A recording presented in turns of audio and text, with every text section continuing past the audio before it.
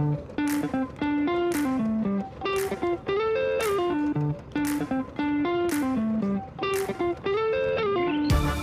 on. How good is that? Well, g'day folks. Welcome to this week's fishing report. I'm Ando from Boss Outdoor and we're fishing the channel.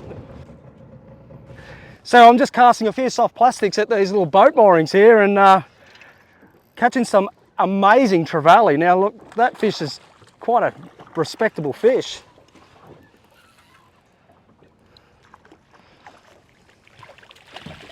Hey, look at that. First cast, what a ripper. I'll dig it out and we'll show you what we caught it on. Well, that's a beautiful silver trevally, folks, and they're in abundance in Merimbula, particularly in the channel on the run out tide. We caught it off this boat mooring. There were about 20 trevally came out chasing him. So what I'm going to do is I'm going to go and drop the anchor beside this boat mooring and cast some soft plastics at it, and I'm going to show you how to do that successfully. So if you did want to do it without an electric engine or electric bow mount motor, you can do it. It can be achieved just by anchoring up alongside. I'm going to let this fish go and we'll get up there and anchor and we'll talk a bit more about the report.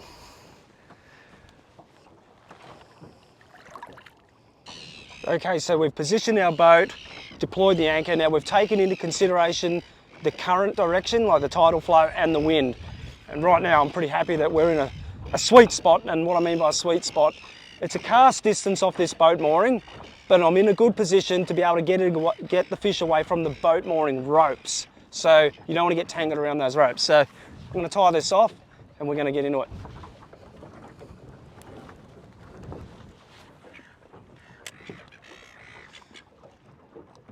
Okay, so we've got our cast distance off the boat mooring. I'm just monitoring my braided line, waiting for any indication that a fish may have intercepted my soft plastic offering. And the moment that happens, I'm going to strike and strike hard and try and get that fish away from that mooring, which is sometimes easier said than done. The issue we have at the moment is we're a little bit late onto it. The tidal flow has stemmed. It's right on the bottom of the tide, so the fish have shut down a little bit. So what we're going to do is we're going to come back to this later, but in the meantime, we're going to talk a little bit more about what's happening in the estuary. So we might as well start way up in the top lake. So top lake, it's fishing really well. Plenty of flathead around. Now, I know I keep saying it, but it's been such a sensational season for flathead in the top lake. All you really need to do is find the drop off between the ribbon weed into the silt. So it's about 3 meters, 3.5 meters, those transitions. You want to be throwing some soft plastics around. Soft plastics in that 3-inch size, because we've got a ton of bait fish in the estuary at the moment. Little white bait, about this long, and they actually look like that, which is why I'm using this soft plastic today. But basically what you want to do is imitate the bait. The fish are feeding on that size fish. They're going to be focused on it, so if you throw something in that size range, even though that's probably a little bit small for a nice big flathead, they'll still eat it. I've caught some enormous dusky flathead on 80mm soft plastics, so don't be afraid to throw small soft plastics for a big fish. But what you're doing is you're hedging your bet, you're keeping yourself in the market to catch everything. So up in the top lake at the moment, tailor, whiting, brim, flathead, trevally are your main primary targets, with a slice of mulloway. So if you're fishing soft plastics within that 3-inch range, matching the size of the bait stocks that are prevalent in the area at the moment, you're going to give yourself the best chance. You don't want to fish them too heavy. For example, I'm fishing a 1/12 head on mine now, a jig head. In the top lake, you could probably go a little bit heavier because it's a little bit deeper. But when you're fishing boat moorings or the main channel, it averages around 2 to 3 meters, so you don't need a heavy head. You want that soft plastic to flutter down and just descend on a very slow sink rate. Give it a twitch, the fish will come out and eat it. Doesn't hurt to add a little bit of scent to it every now and then. Moving down the channel, exactly that. Fishing the main channel with hard bodies and soft plastics, you're going to see some nice brim and some top waters for whiting. So a lot of people think the whiting are only on the shallow sand flats. They're not. They're right up in the weed, sometimes between the oyster racks, although you're not allowed to fish around the oyster racks. But you will get them if you fish a surface lure in that shallow, weedy sort of, what would you call it, those structure areas. So on the backs of oyster racks, not in the middle of the oyster racks. But look, there's some good whiting to be caught up behind the airport. Even this flat just behind me, which is at Beach Street all the way through to Boss Outdoor. Get on it. Run out tide. You want the nor'easter at your back, big long wind assisted casts. Lures such as the Sammy 65s, Sugar Pens 70s. Look, the Daiwa Slippery Dogs. There's a plethora of choices. Come into the store and talk to the boys. We all do a bit of surface fishing for whiting. It's such a fantastic fishery, catching whiting on surface lures. The surface takes are explosive and you can have some pretty good catch rates too. Coming back down further down the channel, if you're a bait fisherman, now's the time to drop the anchor and put some burley on the edges of the channel, brim and trevally and flathead. It's one of my favourite types of fishing. I like it. It's lazy. Put the rod in the rod holder, put a bait out, and let the burley do its job, and let your bait get snaffled up by those hungry brim lurking up that burley trail. Tell you another favourite pastime of mine: catching flatties early in the morning. Now you've seen me do it. You've seen all the team do it before work and in those wee hours in the morning. But I went for a walk the other day along the sand flat at low tide out the front of Boss Outdoor.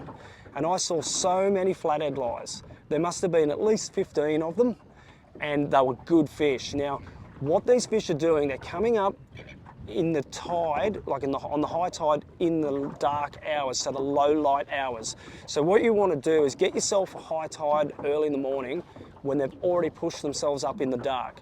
The reason why they come up in the dark is because if they come up in the day, they get attacked by pelicans, and we all know there's a lot of pelicans around, always looking for a free feed. So if you get those tides where the fish are pushing up in the low light hours, and you can fish the top of that, the last hour of the run-in tide, you'll catch as many flathead as you want from the footpath out the front of Boss Outdoor. So venturing out into the bay and offshore, so much life. Dolphins, seals. It's just amazing. It's a perfect time of year to be out in the bay dangling a bait or throwing a soft plastic for a snapper or trolling a lure for a bonito. So many bonito around, anywhere from Long Point to Haycock. You're going to find yourself bonito. You don't have to be too far off the stones when you're trolling these lures. You're probably thinking about 16 to 20 metres, and that's the zone where you're finding a lot of pressure edges. And what I mean by that is you've got the current pushing up against the rocks and pushing backward, and it's like a point of slack water, which that's where the bait's going to hold. And then the bonito, kingfish, salmon, long-tailed tuna will be swimming along those pressure edges and bursting in for a feed. Now, if you're in that zone, you're going to find yourself a good chance of catching some nice fish. If you want to push out onto the reefs and catch some mohwang and snapper, you've heard it all before, folks. 30 to 40 metres, paternoster rig, bit of squid, bit of pilchard, and away you go. You're going to get your snapper, some good snapper around, and some mohwang, potentially a gummy shark, and I think if you put some burley in the water, you're definitely going to see some form of shark. There are bronzies around, hammerheads, mako sharks. There's a bit going on, folks. So if you're into shark fishing, drop the pick, throw some burley in the water. I don't think you'll have to wait too long before you see some action. If you want to get your flatties, I'll be pushing further out. They were in a bit closer, but they've pushed out a bit wider again, 55 metres. And you're going to find those tigers, but you also get some good sandies in the mix. I reckon we've peppered this boat mooring enough that the fish are not going to play, so we're going to pick a new boat mooring and see if we can't find this trevally. Well, we've got our fish. We've jumped a few moorings in the process, but we've found where they are. They're such a good fighter. I just love chasing trevally off the boat moorings. Like anywhere in the channel, you'll find them on the channel edges. Whoa, he's not ready yet. We got him. I'm going to whip it out of the net and I'm going to give you a bit of a look at these soft plastics and the importance of matching the bait fish size and profile when you're chasing fish in the estuary.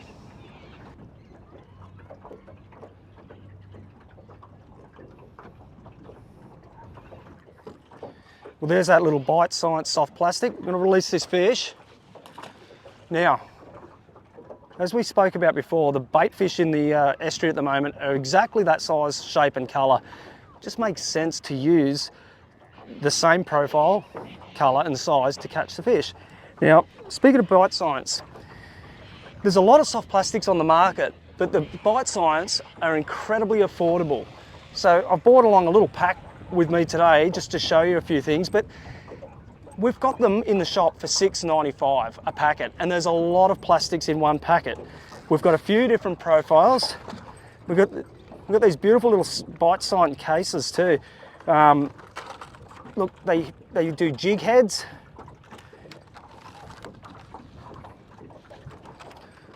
You've got curl-tail grubs. You've got pre-rigged soft plastics, which are great if you struggle to put the soft plastic on the hook. That one's ready to go for flathead. And the one I was using today, the little kick minnow. Like, how good is that? I'm gonna like absolutely rally up around the shop and see what we can do for a deal of the week on this stuff, because I want you to get into soft plastics fishing, and this is the cheapest way I reckon you can do it. But I'm gonna make it even better. So when we head into the shop, stay tuned for the deal of the week. Well, I'm gonna have a few more casts at this boat mooring while we shoot the Jamari for a rock fishing update. How good are trevally in the channel? So as far as rock fishing goes, the wind has blown northeasterly for about 3-4 days now, very hard. What that does is cools the water down a little bit. So the bonito, the frigate, they've sort of slowed down. I haven't caught one in a little while. There's lots of salmon, and with this cooler water, I have seen a few rat kingfish getting around. Caught a few the other day, and I've got reports of some good numbers around. With this colder water, there are a few squid around on all the headlands.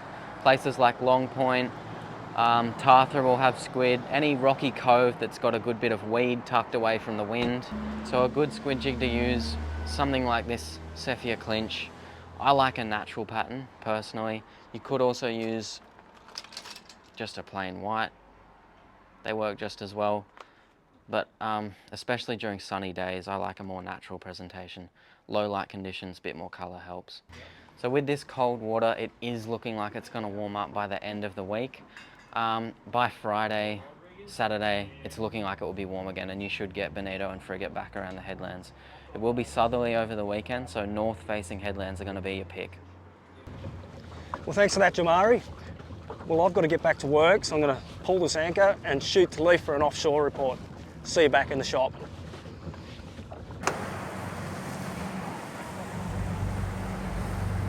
Yeah, cheers, Buddha. Well, what a day. We just had it out on Misbehaving. We headed out this morning. It was real dirty water inshore till about 60 metres. It's pretty green. About that 60 metre mark, it turned to nice blue water. Still a fair bit of current though, till we hit about maybe 120 metres. The current was still steaming down from the north. But yeah, as soon as we got past that 120 metres, we found a bit of bait, found a few fish, and we got tied on a marlin. Poor fish. Hey!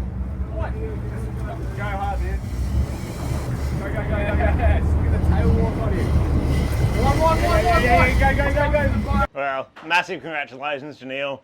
What a great fish. It's always so exciting catching your first marlin, although it hurts so much. Anyway, this weekend, it's looking fishable. The Tarthra Fishing Comp is still having its annual, or its first, marlin comp or game fishing comp. Starting tomorrow, Friday, going Saturday, and then hopefully the weather's good enough again on Sunday. So registration is still open till 7 o'clock tonight if you want to jump on that. Definitely a great comp. It's going to be really good, but the weather is definitely a little bit iffy this weekend. So hot tip, anyone fishing that fishing comp, I'd be going straight off Chura, about 51 in 150 metres. We found heaps of bait, lots of fish, definitely worth. That'll be my starting point for sure. Thanks for that, Leaf. Now let's get into the shop and check out this deal of the week. Okay, so I've had a chat with the boys and I'm just going to confirm, are we good to do 50% off these? Awesome. Come in and mention you watch the fishing report and we're going to do 50% off the entire Bite Science range just to get you into some soft plastic action.